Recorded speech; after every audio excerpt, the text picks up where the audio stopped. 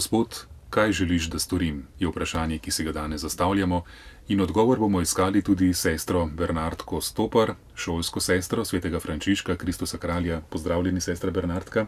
Hvala, pozdravljam tudi jaz.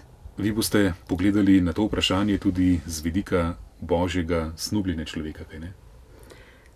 Ko pomislim na to, oziroma se ustavim ob tem vprašanju, Gospod, kaj želiš, da storim, mi prihaja prav to na misel, kako Bog pravzaprav naskakuje, snubi, če hočemo tako reči, nagovarja človeka, človek pa odgovarja, se brani ali pa tudi odloča zanj.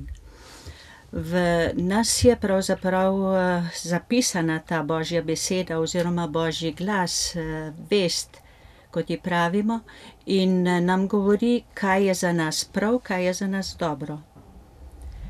Če smo v soglasju s to besedo, s tem glasom, z vestjo, potem smo tudi v soglasju z Bogom, s sočlovekom. In takrat lahko rečemo, da smo mirni, svobodni, uresničeni. Če pa nasprotujemo temu glasu, odgovarjamo bolj svoji naravi, svojim potrebam, takrat pa to harmonijo poderemo, nismo v soglasju. Potrebe so močne, močnejše pa bi pri tej vesti, pri božjem glasu morala biti vrednota, in sicer evangeljska vrednota. Bog hoče, da smo z njim, da oznanjamo drugim to svobodo, to njegovo božjo besedo, da evangeliziramo. In kot sem rekla, to lahko naredim edino, kadar sem v miru, v svobodi, uresničena sama v sebi, potem lahko tudi druge navajam k miru, k svobodi.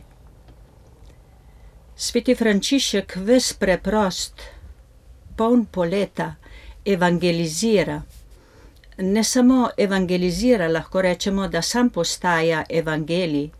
On ne samo, da moli, sam postaja molitev.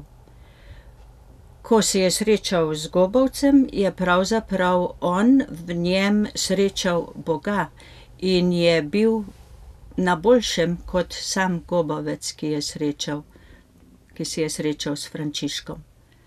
Torej ta razpetost med da in ne glasu vesti je pravzaprav naše odreševanje.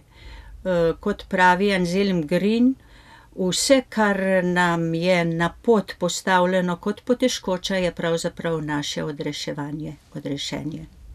Sestra Bernardka, hvala lepa. Vas, drage poslušalke, dragi poslušalci, gledalke in gledalci, pa seveda vabimo k poslušanju posnetka v audio arhivu in k temu, da bi tudi vi postali iskalci dobrega in sodelavci pri pristnem veselju.